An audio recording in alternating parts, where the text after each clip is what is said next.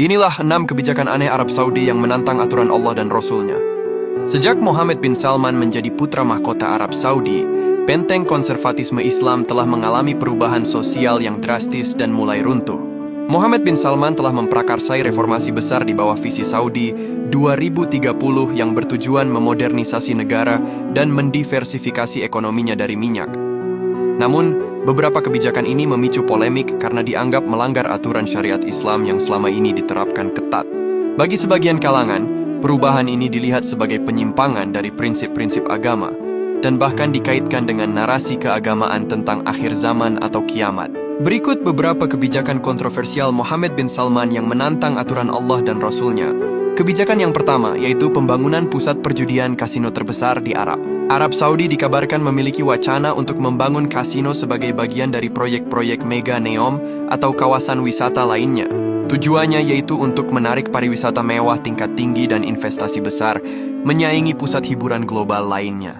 Wacana ini adalah salah satu kebijakan yang paling banyak dikecam karena perjudian maisir secara eksplisit dilarang dalam Al-Quran. Kebijakan yang kedua yaitu membuka bioskop dan hiburan massal.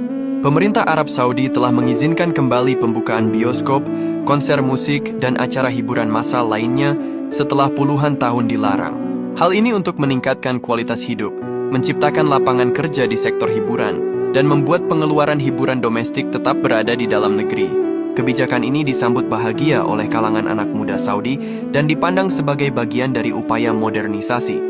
Namun, beberapa kalangan konservatif mengkritik kemunculan kembali hiburan semacam ini karena dianggap sebagai sumber maksiat. Kebijakan yang ketiga yaitu mengizinkan perempuan mengemudi dan tidak berhijab. Per Januari 2026, pemerintah Arab Saudi telah secara resmi menghapus kewajiban menggunakan hijab dan abaya bagi wanita di ruang publik. Arab Saudi juga telah mencabut larangan perempuan mengemudi dan mengizinkan mereka mendapatkan SIM.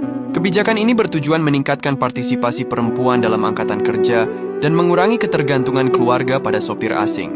Kebijakan ini lantas disambut baik oleh banyak perempuan Saudi dan komunitas internasional sebagai langkah positif menuju kesetaraan gender.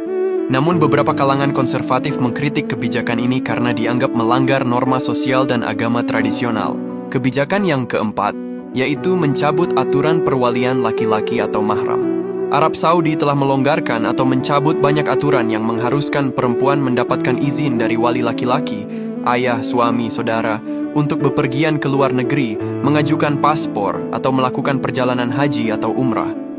Tujuannya yaitu untuk memberikan kemandirian lebih besar kepada perempuan dan mengintegrasikan mereka lebih penuh ke dalam masyarakat dan ekonomi. Kebijakan ini juga dianggap sebagai langkah penting dalam memberdayakan perempuan. Namun, beberapa kritikus berpendapat bahwa hal ini bertentangan dengan penafsiran ketat hukum Islam tradisional mengenai perlindungan perempuan. Kebijakan yang kelima, yaitu membolehkan pariwisata non-religius. Arab Saudi telah memperkenalkan visa turis baru untuk wisatawan umum dan membuka negara untuk pengunjung non-muslim dan mengizinkan turis asing non-muslim untuk mengenakan pakaian yang lebih longgar asalkan sopan. Hal ini bertujuan untuk menarik investasi asing dan mendiversifikasi ekonomi pariwisata di luar ibadah haji dan umrah. Kebijakan ini dianggap penting untuk pertumbuhan ekonomi. Namun, beberapa kritikus khawatir kebijakan ini akan membuka gerbang bagi masuknya budaya barat dan perilaku yang dianggap tidak islami ke tanah Hijaz dan tempat suci umat Islam. Kebijakan yang keenam, yaitu melegalkan penjualan miras secara besar-besaran. Per awal tahun 2026, Arab Saudi telah mulai melonggarkan larangan minuman keras secara bertahap dan sangat terbatas, namun hal ini tidak melegalkannya secara bebas untuk masyarakat umum. Di tahun ini, pemerintah Saudi dilaporkan telah memberikan lisensi kepada sekitar 600 lokasi khusus untuk menyajikan minuman beralkohol ringan seperti anggur, bir, dan sari apel. Lokasi ini terbatas pada hotel bintang 5, resor mewah, zona diplomatik, dan proyek wisata raksasa seperti Neom dan Sindalah Island.